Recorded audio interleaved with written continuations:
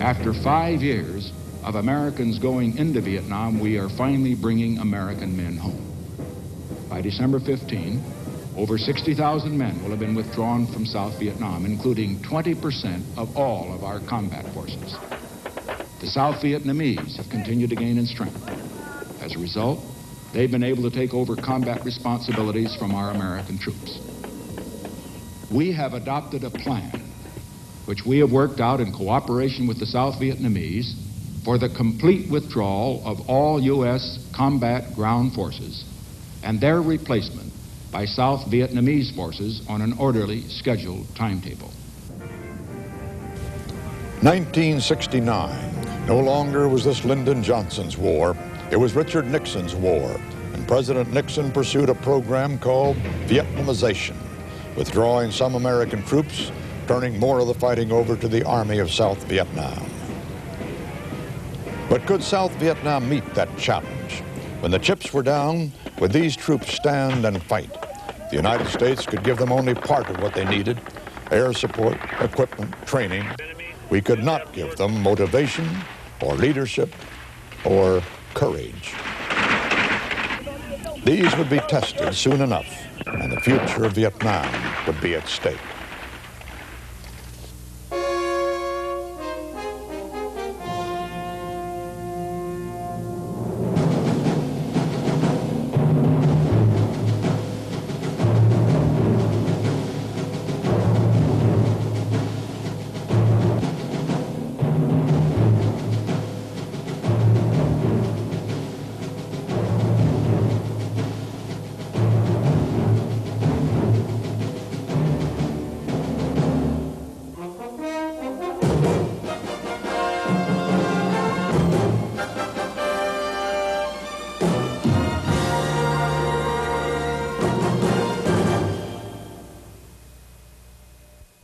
Within 6 months of his inauguration, Richard Nixon had announced the first withdrawal of American troops from Vietnam. There were other decisions he did not announce. In March of 1969, he'd begun the secret bombing of communist strongholds in Cambodia. And later that year, Nixon's national security advisor, Henry Kissinger, began a series of secret peace talks with officials of North Vietnam. Already official peace talks were underway in Paris, but only after a 10-week dispute about the shape of the table, who would sit where at the table. The answer was to make it round. Everyone was equal: the United States, South Vietnam, North Vietnam, and the Viet Cong. For the thousands of American troops brought home from Vietnam, a nightmare had ended. For those who remained, the nightmare continued, as Richard Threlkeld reported. The battle for Bu Dap is supposed to be an all-Vietnamese operation, but it's becoming more Americanized every day. American helicopters and fighter planes raking the North Vietnamese positions that surround the Special Forces camp, and an all-American fire base known as Jerry. The 1st Air Cavalry Division reoccupied this abandoned fire base only 5 days ago, and now, like Bu Dap, Jerry is surrounded and under siege. Now these Americans are racing against time to build new bunkers before enemy artillery zeroes in on Jerry. For some, the race has already been lost. 5 GIs have been killed and 11 wounded here at Jerry today alone. Moving around is done at one's own risk. The operational commander, Lieutenant Colonel Ronald Rasmussen, took the same risk when he paused for a moment to answer a question. Colonel, what do you think the enemy's intentions are for the Bu Dap area as a result of the last week's action? Well, I think he has 2 things in mind. First of all, he'd like to upset the pacification program here in this particular district. And secondly, if the opportunity presents itself, he'd like to overrun the district headquarters. Do you think the pressure here at... Keep rolling.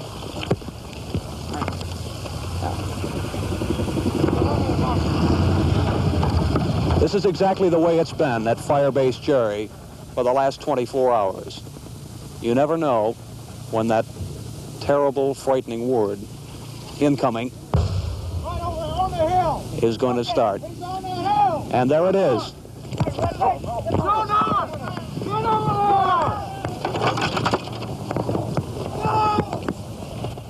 This time, the enemy gunners were off their mark, and the shells exploded in a momentarily deserted section of the base. Jerry's defenders retaliated by firing their howitzers point-blank into the enemy positions only 30 yards beyond the perimeter. CBS cameraman Pham Boy Juan and soundman Pham Tan Zan repeatedly exposed themselves to enemy fire to film these scenes. A reconnaissance platoon was sent out to find the enemy mortar and ran right into a big enemy bunker.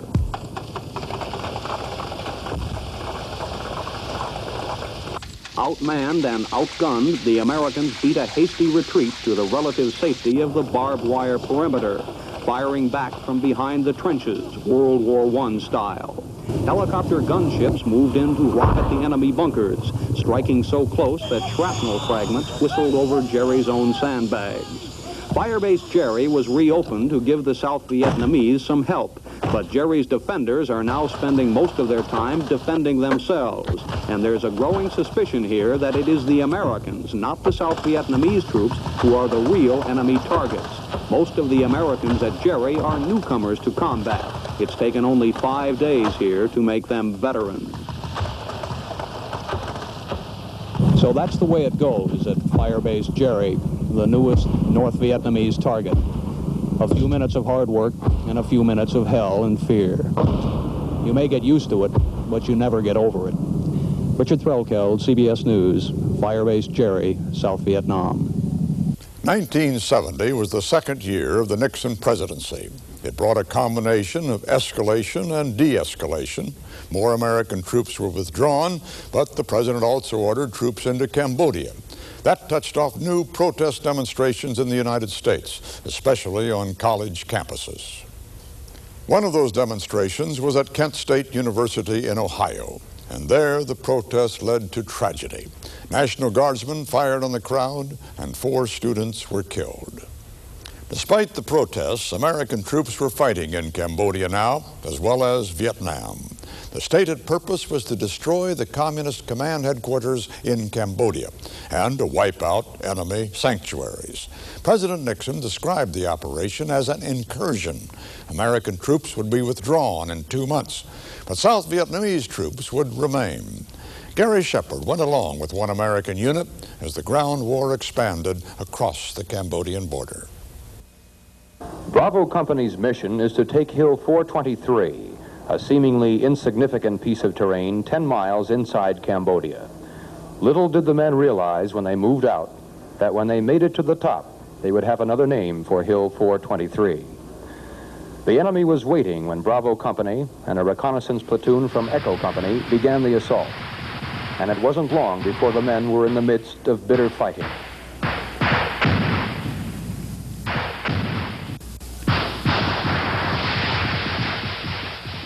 The battle raged on for nearly 4 hours, and before it was over, 6 members of Bravo Company had been wounded. While the rest of the company pressed on to the top of the hill, the wounded were carried to a small jungle clearing, where a helicopter would carry them to a hospital bed in South Vietnam. Specialist 4 Chris Tepelos of Albuquerque, New Mexico, was killed in action during the battle. When the company finally made it to the top of Hill 423, the men decided to name it after him. From then on, it would be known as Shakey's Hill. John, you were Shakey's best buddy. How did he get the name? Well, he kind of had a speech impediment, and he always stuttered, so like on the LZ one night, we all got drunk, and that's how he picked it up, Shaky. So they started calling him Shaky all the time, because he stuttered so much. What was he like? He was only 19 years old. Shakey's Hill turned out to be a major communist supply depot.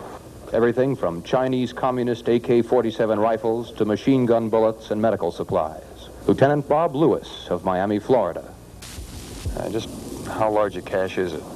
Well, I feel it's going to be one of the largest ever found, including Vietnam or Cambodia. Reason being, we found, 29 bunkers, and you can see what comes out of one bunker. I think you've already got pictures of that, and we haven't even touched upon it.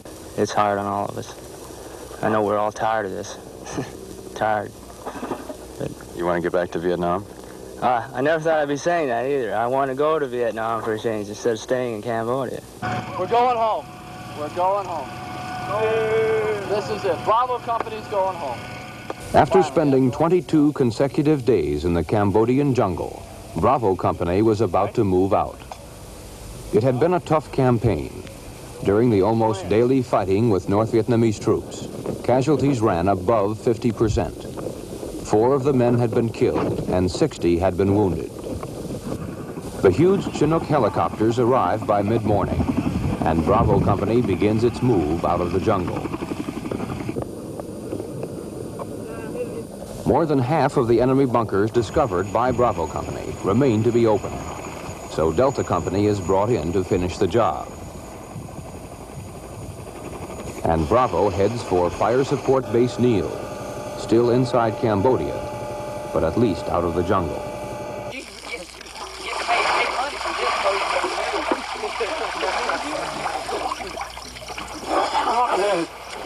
Now that is outstanding. It doesn't take long before the men find a place to clean up, something they haven't been able to do for a long time. That's okay, it won't run out. When was the last time you had a bath? The last time I had a bath, I can't remember. It's been buku time ago, though. Feel pretty good? Great. Feels great. Were you scared out there? Scared is an understatement. Everybody was scared, but at the time we didn't realize it so much until it was all over and you think back and then you realize how scared you were. Did you bring a beer? Everyone must have a hot chow. I don't know how y'all going to react to it, but it is hot chow. There it is. There it is. Cincinnati. All right. There really isn't any end to this story. The few days Bravo Company will spend here at Fire Support Base Neil amount to just a brief intermission in the war. Before long, these men will move back into the jungle and pick up the war where they left it today. Gary Shepard, CBS News, with the U.S. 1st Air Cavalry Division inside Cambodia. South Vietnamese troops were taking over more of the ground war, but they and American combat troops remained dependent on air support. That included American helicopters, and as the enemy's anti-aircraft weapons became more deadly, the helicopter war became more dangerous. As Morton Dean reported, it took a special type of man and a special type of courage to fly those missions. His name is Forbes, Chief Warrant Officer Wayne Forbes, and he hails from Galveston, Texas. By anyone's reckoning, he's one of the toughest, most daring, and bravest helicopter pilots in Vietnam. Owner of a Distinguished Flying Cross, a Silver Star, a Bronze Star, and over 50 air medals. He's a hawk, distressed by what he says is a war the government won't let her soldiers win. He was only 19, just barely a month and a half. It's Forbes' own composition, a protest song, a call for a stronger U.S. military commitment, a ballad about a 19-year-old boy who is called to war. It said, boy, you got it coming, take your place. A boy among men, a boy among men.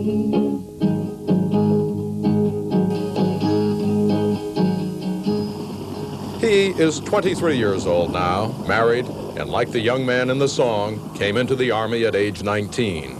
He volunteered to be a scout. He is now in his second tour in Vietnam and has always been where the action is the hottest.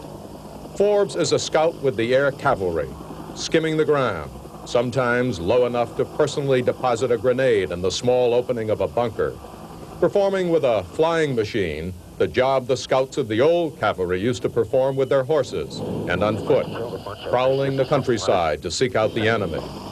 The scout travels with company, 2 Cobra gunships and another heavily armed helicopter with a rifle platoon aboard.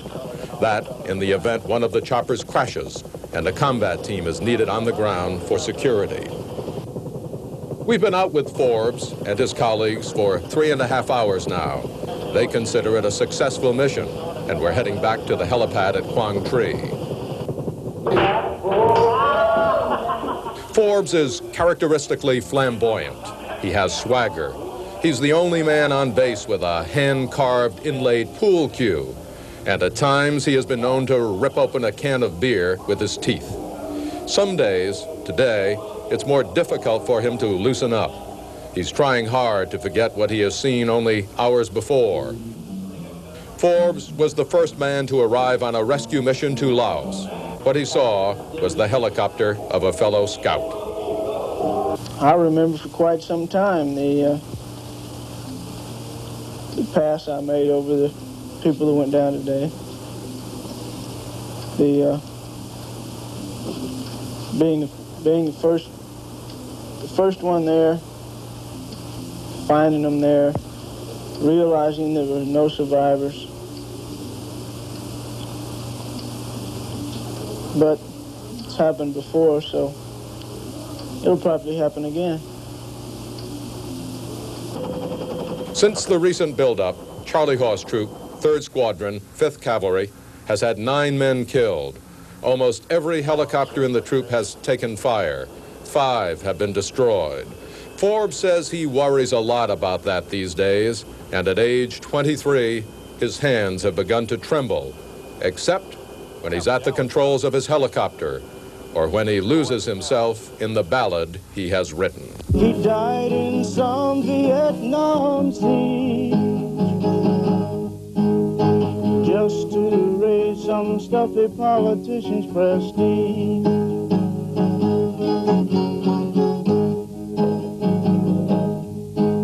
St. Peter said, from Vietnam I can tell, I know you'll go to heaven, son. You served your time in hell.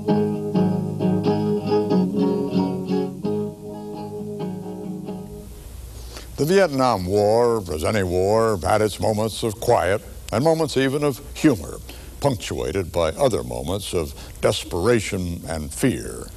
The television series MASH was based on the Korean War, not Vietnam. But sometimes life can imitate art, as Gary Shepard reports. This is the 18th Surgical Hospital, the last major American medical facility north before you hit the demilitarized zone.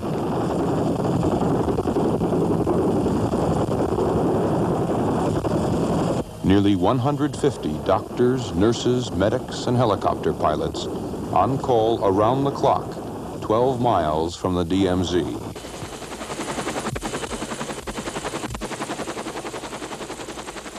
Oh, God. Okay, what's your rank? I don't even remember. 02, I guess. Okay, and your organization? What's your unit? 111. Last I heard. What the hell's going on here? Okay, buddy. You're all right, sir. Relax. Everything's under control. Inside the emergency room, 2 American soldiers have just been brought in by helicopter from Cam Lo, 20 miles to the northwest, where their 5-ton truck ran over a mine. One of them has only 36 days left before he is scheduled to go home. Both will survive. Fortunately, the truck itself kept most of the shrapnel from penetrating their bodies. What's hurting you? The neck. Oh. Oh. Jimmy, let me have the Jack Daniels over here, please. It is 7 p.m. The flurry of activity in the emergency room has subsided, and most of the doctors finally have time to take a break. Their gathering place is a small hut called Kon-Tiki Porch. Where do the steaks come from? Well, friends give it to us, and we give them something else in return. Why do you eat here instead of at the mess hall? The food is excellent. We have a good cook, Willie Sanchez. Yeah, I like it very much. He's the chief of surgery. He's the chief of surgery and the best meat cutter you've ever seen. If you'll pardon that. Right, I got 39 units from you people by a chopper about 10 minutes ago. And I'm drawing people up here now for O positive. But I'm completely flat out. In the emergency room, 24 GIs have responded to an urgent call for blood. A few minutes before, DMZ Dustoff brought in a GI who had both legs blown off by a mine. The soldier is now in the operating room, and the blood these men are donating will be used almost as quickly as it is received. No, I want to increase it. I need more of it. Right. Because they're ordering 25 units on this guy in the OR now. Single guy. He's had a double amputation. Betty Corbridge is leaving us and is going back to the States after a year. She really did a great job with the kids, and I know a lot of kids are going to miss her very much, and so are we. Betty? Yeah!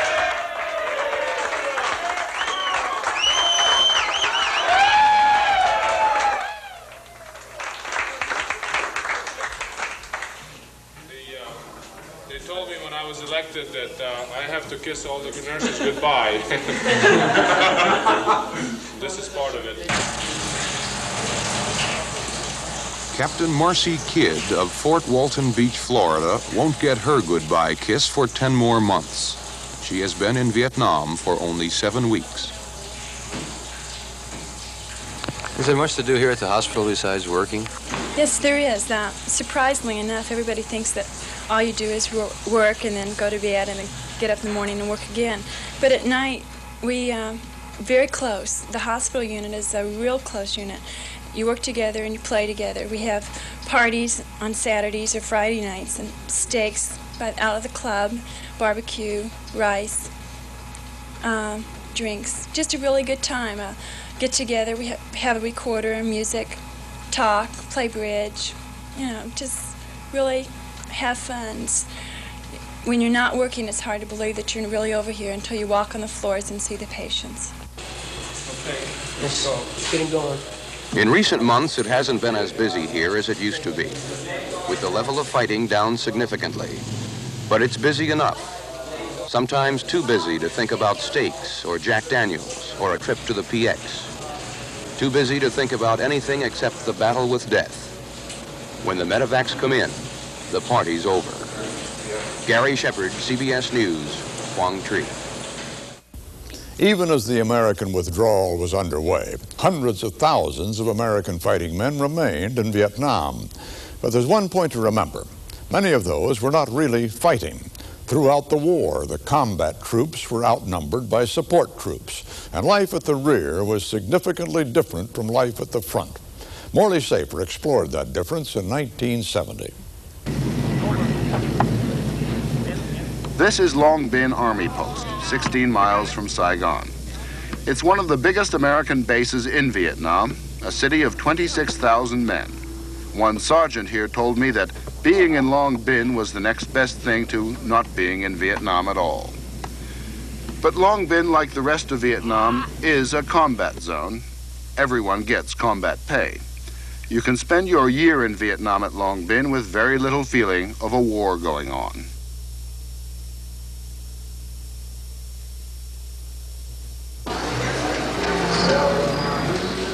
These are the air-conditioned soldiers. They work in dozens of different headquarters and logistics jobs. One colonel, the head of information here, has a staff of 45, 3 of whom put out the headquarters magazine called Uptight. The colonel admits that his 42 other information personnel have very little to do. This is an example of the Parkinsonian principle behind every big bureaucracy, military or civilian. The more support troops there are in Vietnam to support the combat troops, the more support troops are needed to support the support troops. The result is finance center east, where platoons of troops wait to be paid by a battalion of clerks and their companies of Vietnamese secretaries.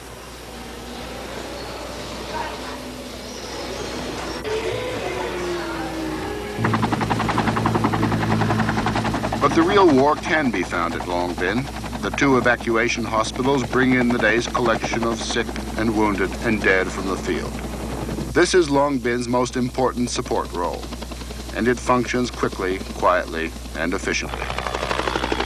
The 24th Evacuation Hospital is next to one of the 4 football fields. The 24th specializes in head wounds and neurosurgery.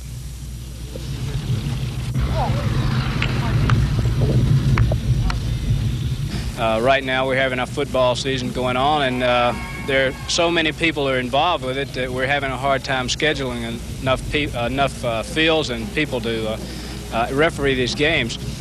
Captain Edward Moore of Martinsville, Virginia, is Long Bend's operations officer. Well, here at Long Bend, we have about the same facilities that you might find at a stateside military installation. We have 8 Olympic-sized swimming pools here at Long Bend. We have ranges for archery, for skeet shooting, for putting and driving. We have a miniature golf course. We also have plans for bowling alleys in the future, and these are programmed and will be completed within the year. To look after the 27,000 Americans on Long Bend, there are 22,000 Vietnamese who come to work on the base each day. They work as bank clerks, gardeners, massage experts, but mostly as room maids for the men. Simply looking after and transporting the maids requires a support system all of its own.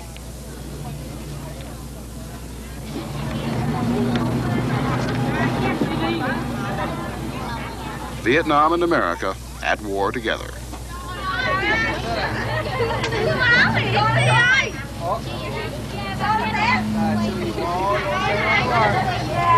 Get that thing out of here. Many of the combat companies in Vietnam are 40 men under strength.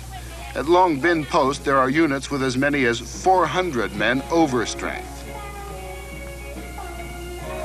Of more than 400,000 Americans in Vietnam, in all, only 75,000 men are considered to be combat troops. A disproportionate number of draftees are engaged in direct combat. In the rifle companies, 8 out of 10 men are draftees. Long Binh has a disproportionate number of career officers and NCOs. Increasingly, as American troops pulled out of Vietnam, the question became, could South Vietnam defend itself? To some American fighting men, that seemed extremely unlikely. As Ed Rabel reported, some Americans were fed up. First Lieutenant Terry Bleed, combat helicopter pilot, Fox Troop, 4th Air Cavalry, goes home to the United States in about 3 months. If he had a choice, he would go home tomorrow, for Lieutenant Bleed is disillusioned and disappointed. But unlike most other GIs in Vietnam, Lieutenant Bleed has not grown weary of the war, but of the people for whom he is fighting. It is the South Vietnamese soldier in whom Lieutenant Bleed no longer has any faith. I can't understand the South Vietnamese, I really can't, as far as why they do things the way they do. I don't know if they're just seeing too much war or what, but they just have no desire. Lieutenant Bleed is one of half a dozen pilots in Fox Troop who fly spotter missions in a light observation helicopter, commonly referred to as the Loach. Throughout the war, the outfit has complained of getting a raw deal, of being bounced around Vietnam, now finding themselves at Lai Khe supporting the Vietnamese. The men of Fox Troop believe that until someone decides the Vietnamese can handle it, they will have to remain in Vietnam. Flying at treetop level, the pilots and their observers look for signs of the enemy. And if they find him, they turn their machines into instruments of death. Okay, there's a blue shirt on a trail down here. Come on, right. Okay, there, got a stinger. Gotcha. Okay, this is a black pajama little dude running around in here. Didn't see any weapons on him. Roger, that's fine. I just wish he'd stick his head out one more time. Hopefully we got him. Unable to find the body and fearful that other enemy soldiers might be hiding in the area, Fox Troop calls for South Vietnamese soldiers to be airlifted into the zone. A landing site is located, and then the Loaches leave to refuel and reload the guns. But Lieutenant Bleed and the other pilots doubt whether the Vietnamese reaction force will ever get there. They take their little naps in the afternoon, and come mealtime, they're worthless. You can't find them. What about in the future? Do you see any real conflict developing once most of the Americans move out and you're really dependent much more on the South Vietnamese? I just hope I'm not here. That's all I can say, because it's going to be a shambles. There are good ARVNs, don't get me wrong. There are some really crack outfits, and we work with one of them, but it's a small outfit. But the rest of them, I don't want any part of it. going to be bad. Can't get the support now. What's it going to be like when there's less and less of us? For American ground troops in Vietnam, the war is almost over. But for U.S. airmen, the end is nowhere in sight. And for pilots like Terry Bleed, who are fighting for and depending on the South Vietnamese, it is a war they no longer wish to endure. Ed Rabel, CBS News, Khartoum, South Vietnam. As the war began winding down, at least for American ground troops, problems of discipline and morale became increasingly apparent. And disregard of military authority was becoming widespread, as Gary Shepard reported. This is Fire Support Base Aries, a small clearing in the jungles of War Zone D, 50 miles northeast of Saigon. Like most other American installations, Fire Base Aries isn't very busy these days. The war is at its lowest level in 5 years, and there just isn't much to do. The big guns, which normally would be firing around the clock if the war were raging, now remain silent most of the day, and the men have a lot of time on their hands. Time for such former luxuries as haircuts and games of volleyball. All right.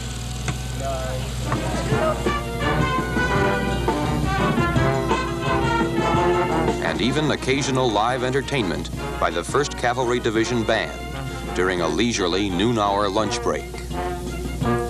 Time also for a trip to a muddy swimming hole less than 200 yards from the fire base perimeter.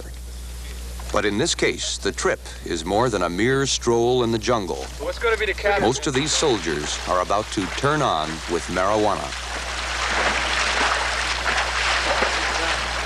Orangutan, get your haircut. Grass is as plentiful in Vietnam as sea rations. One pipeful, which the soldiers call a bowl, can easily take care of 5 or 6 men. Marijuana cigarettes are just as easy to get and just as potent. This man is a medic assigned to the 1st Cavalry Division's 1st Battalion, 12th Cavalry. This stuff smells pretty strong. It is. This is really nice stuff over here. How often do you come down here? I make it down here maybe twice a day. Sometimes in the morning I'll come down here, sometimes in the afternoon.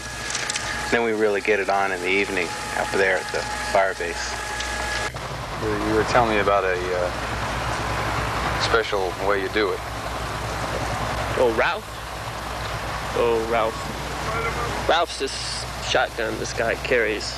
And you empty it out and you stick the bowl in the barrel, blow into the bowl, and when it comes out, you get really stoned. Then, you know, who cares about the war? This war.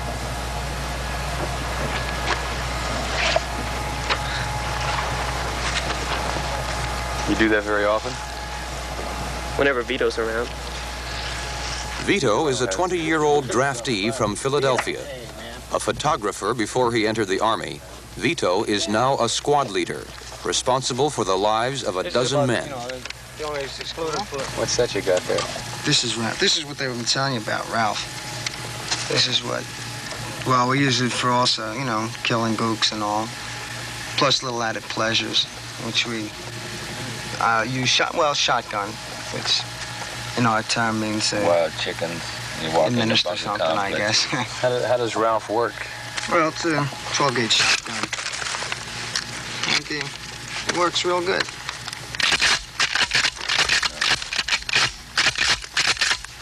Well, what we basically use it for on the LZ and I guess even out in the field, so if you want to know, is that we use the shotgun from a ball. You know, you just put the ball in a chamber and all. And give me the ball. You got to blow real hard and it's kind of hot for it.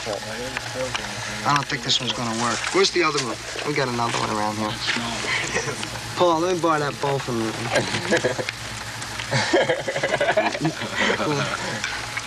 I heard this is probably all SIDS and we're getting busted, but I don't care.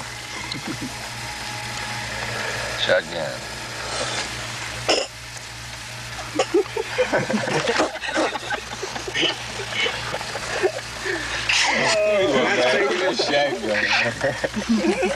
Firebase Aries is not unique. What's happening here is also happening to some extent at virtually every other American installation in Vietnam. Recent surveys estimate that well over 50% of the soldiers in Vietnam use marijuana. That's my good buddy, Sam.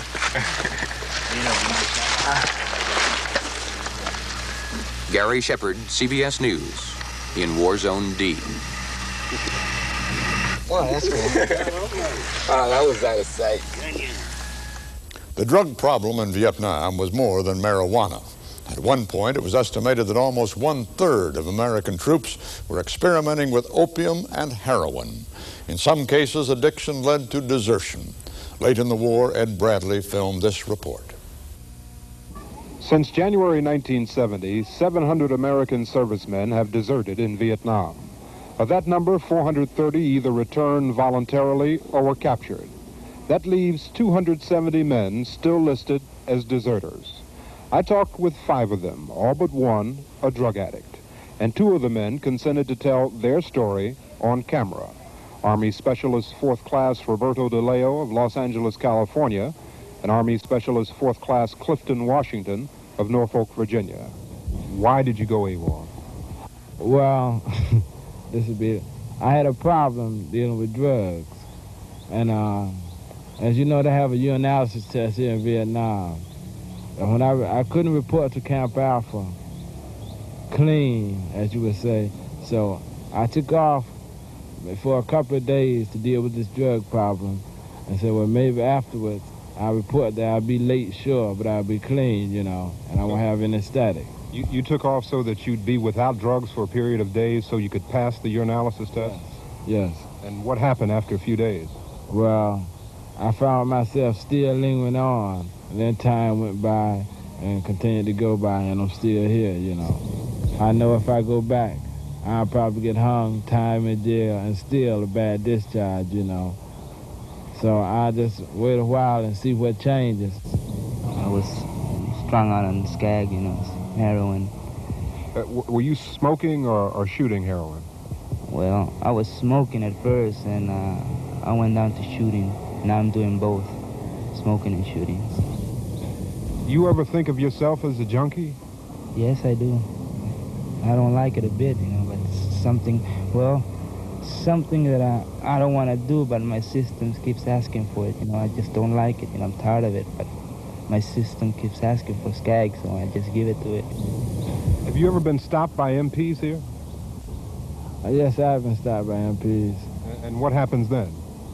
Well, they couldn't prove that I was AWOL, so they had to let me go, you know. Is it difficult to get false civilian ID papers here? No, it's not. It's very easy, really. I have papers myself, you know, and like, that's what keeps me here in Vietnam without being hassled or anything, you know. So if MPs stop you, you have phony ID cards to show them? Right. Can you get into the PX to purchase goods with those ID cards? Yes, you can. Is that a way of making a living here? Yes, really. How do you go about that? Explain that to me. Well, like, you would purchase the items that you want to buy, and then whatever you purchase, you know, you could bring it downtown and you could sell it to the Vietnamese, you know. I said, like, beer, cigarettes, so on, you know. It carries a pretty good profit on the black market, so where that would be a means of income, you know, to survive, you know. Do most of the guys who are AWOL make money that way? Yes. They were part of the tragedy, American soldiers who wasted themselves on drugs. But they were only part of the tragedy. Vietnam became a mosaic of heartbreaks, sometimes life, sometimes limb, as Morton Dean reported. John and Trop have been friends for a long time. They are both 11 years old and were living in the village of Binh Duc, doing the things that young country girls do in Vietnam. Playing together, working together, children of poor parents. Now they suffer and hope together. The report at the Quaker Rehabilitation Center reads, on February 19th, 1971, at 5 o'clock in the morning, the two girls and two other friends left their village to go to market to sell wood.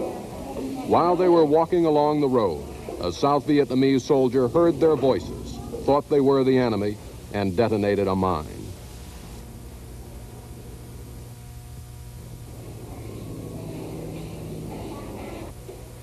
Reports that the war has wound down may seem fanciful to those who crowd the hospital wards. In the first 3 months of this year, the latest period for which statistics were made available to CBS News, more than 10,000 civilians were wounded and hospitalized. The making of prosthetic devices, artificial limbs, of necessity, has become an important industry in this country. U.S. officials believe newly trained technicians in South Vietnam turn out more artificial limbs per man-hour of work than in any nation at any time in history. Even so, the benches are crowded. The need overwhelms the availability of artificial limbs, and many patients must wait before they will walk again. Mrs. Errol Kubica, wife of the center's director, is a physical therapist with 4 years' experience in Vietnam. What will happen, do you think, to Tra and Chan, two little girls we've seen here? Chan will probably be fine because she has just one leg below the knee, lost one leg below the knee. So I think she'll just lead a fairly normal life, be able to go to market and do all the things that that she would expect to do. The sad thing may be that her marriage prospects may be affected by being a disabled person. And that, of course, will be sad for her when she's older. The other little one will have a much harder time. Walking for her will always be difficult. She should walk almost normally, but she won't be able to walk very far. And so she'll manage all right, but she won't do as well as Chan. The peace talks in Paris continued. The secret talks between Kissinger and North Vietnam continued. But in 1972, the communists launched another offensive, storming into the northern provinces of South Vietnam. Nixon responded with force. In full coordination with the Republic of Vietnam, I have ordered the following measures, which are being implemented as I am speaking to you.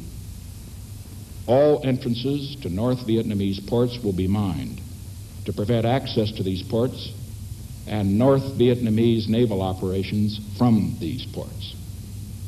United States forces have been directed to take appropriate measures within the internal and claimed territorial waters of North Vietnam to interdict the delivery of any supplies.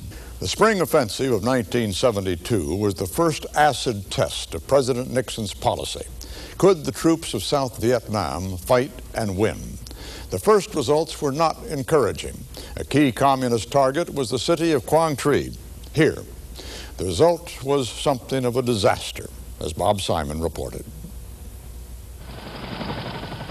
For 4 days, rockets rained down on Quang Tri's military headquarters almost every hour on the hour, 24 hours a day. By Sunday afternoon, the city's only airfield was in a shambles, and the American advisors decided to get out. 150 American soldiers assigned to advise and assist the South Vietnamese 3rd Division set fire to their compound and evacuated to the south. Officers complained they could no longer help their Vietnamese counterparts, and there was virtually nothing between their compound and the communists to the north. In 3 days, the McNamara line had been obliterated. The string of fire bases and outposts between Quang Tri City and the DMZ no longer exists. By Sunday afternoon, the communists were just outside the city of Dong Ha. The road between Dong Ha and Quang Tri to the south was a river of refugees. For 8 solid miles, thousands upon thousands, with their cattle, their children, their fear. The fortunate traveled in families. Many were alone. This boy doesn't know where his parents are. They told him to leave the village, that they'd meet him somewhere along the way. People don't understand what's happened. The Americans, they say, were supposed to protect us. Many are convinced a deal has been made between Hanoi and Washington, a deal giving the communists their homes. But they never really believed the Americans would ever let this happen.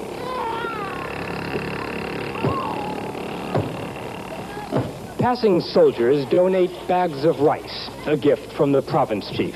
No one knows when the next meal will be offered. They will spend the night in Quang Tri City, most of them on the streets, the lucky few in makeshift government shelters.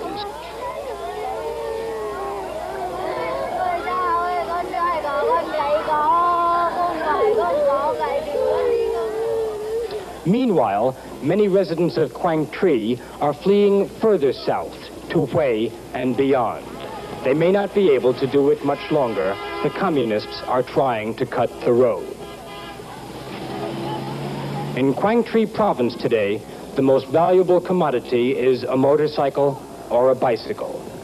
The South Vietnamese army knew this day was coming, the day without Americans. It was to be the big test, both for them and for President Nixon's Vietnamization program. The results in so far are not encouraging. Whole battalions of the government's 3rd Division joined the refugees on the road south. They had been outnumbered, overpowered, overwhelmed. The soldiers complain about the lack of air support. The Air Force complains about the weather. The big questions now are what happens when the weather clears and what in fact are the communist objectives. But on one point, high-ranking officers, American and South Vietnamese, are agreed. This time, the North Vietnamese are not fooling around. This is the offensive everyone's been waiting for.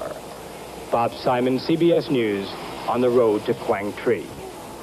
American air power blunted the force of the communist offensive, and some units from South Vietnam fought both bravely and well. The offensive finally was turned back, but only at a terrible price. Again, a report from Bob Simon. The situation in Quang Tri province is stabilized. The enemy has been contained. American advisors and South Vietnamese officers have been saying that for the past 2 weeks, but someone forgot to tell the North Vietnamese.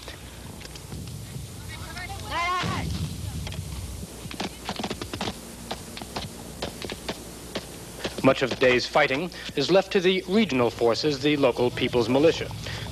The communists blocking the road are dug into the wastelands just south of Quang Tri, sand dunes which stretch endlessly miles from the ocean. The North Vietnamese bunkers are less than 50 feet away. The regional forces use grenade launchers, mortar, M16s.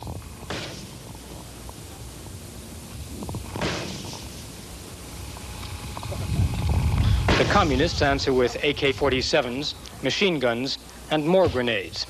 It's impossible to tell at any moment whether the fire in the air and the explosions on the ground are coming from one side or the other. Sometimes a soldier appears in a strange place a bit distant from the battle. We don't know what side he's on. That's Vietnamization. Everybody looks alike. The ranking South Vietnamese officer quickly decides the communists have been flushed out. He urges his men forward to finish them off. The decision is premature.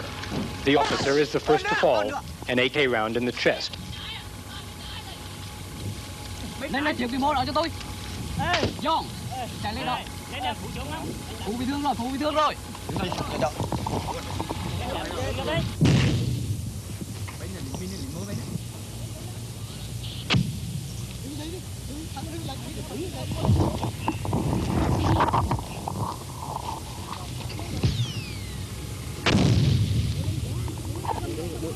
Then another man goes down, another chest wound. An American helicopter approaches on its way to Quang Tri. The pilot quickly changes his mind. Vietnamization means very few helicopters to evacuate the wounded. The men will wait for a jeep. A bit up the road, an armored car with ammunition for the troops is hit by a communist rocket.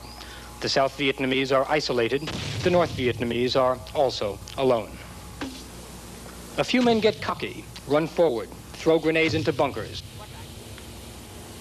hit the dirt, run back with prizes.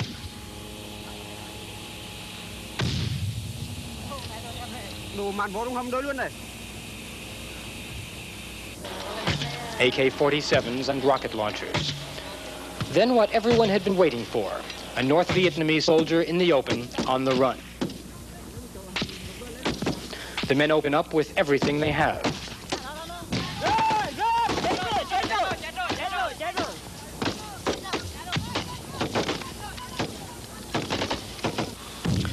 From the amount of fire coming at them, government troops had thought they were facing at least a company of North Vietnamese regulars. It turns out to be just a couple of platoons on another suicide mission. One by one, the men blow up the bunkers with hand grenades. They examine the bodies and sift through the belongings. There's a wounded soldier in one of the bunkers, but the men are in no mood to take prisoners. Up the road, civilians sense that the fighting is over, that the road is open. They come racing down on motorcycles and trucks.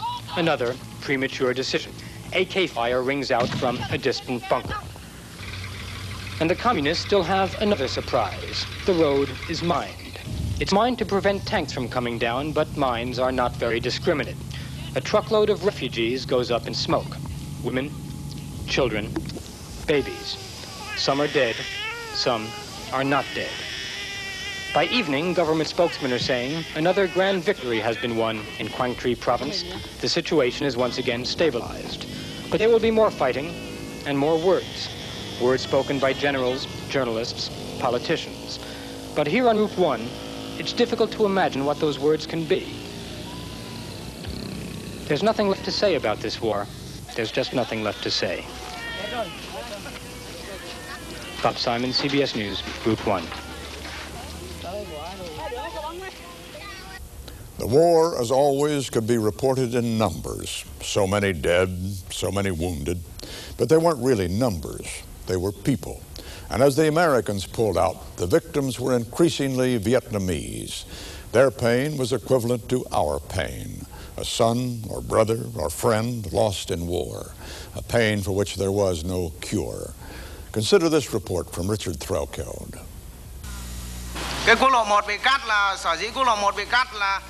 It happens every day. The South Vietnamese Army tells the world press how the war is going. So many victories, so many wounded, so many dead. Facts and figures. But there is no way to measure how much this war has cost Vietnam in human suffering. In the funeral shops in Saigon these days, the wreaths are made of plastic. There are too many funerals and not enough flowers. No way to measure how much of South Vietnam's future has been lost on the battlefield. How many poets and politicians are among the corporals and sergeants and captains waiting to be buried? These days, in the cemeteries, there are too many coffins and not enough grave diggers. In a Saigon pagoda, the soul of Lieutenant Nguyen Van Phuc is committed to Buddha's eternal care. The war ended for Lieutenant Phuc 2 days ago along the Cambodian border in one of those nameless little battles that never make the headlines. He was 24 years old. Everyone is here, his family, his friends, his military comrades, the girl he was going to marry. In a way, Lieutenant Phuc was lucky. He was an officer, and his family is moderately wealthy, so he rates the best. He has his medals, the gifts of food and drink to sustain him in the afterlife, the tears of those who knew and loved him.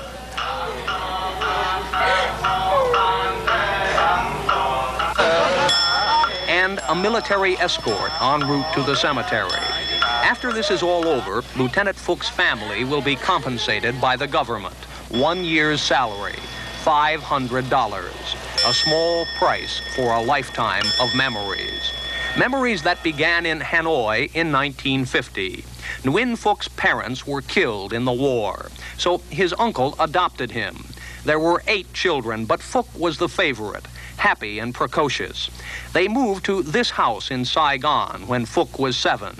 Phuc grew straight and tall. He was a Boy Scout, the pride of the family. There were weekends at the zoo, summers on the beach at Vung Tau. Phuc spent a lot of his time at the music stores with all the other teenagers. He loved music and played a good guitar. He and his pals buzzed around Saigon on their motorbikes, flirting with the girls. Happy, carefree days, and Phuc was the happiest, the most carefree of them all. Phuc graduated with honors from this high school. He was good in debate, a talented poet, and quite a ladies' man. He was going to the university, but the draft came along. Then the Tu Duc Military Academy, a reserve officer, his unit called up, an officer's commission in the elite Rangers, and finally called to combat. And then his family learned Nguyen Phuc was dead.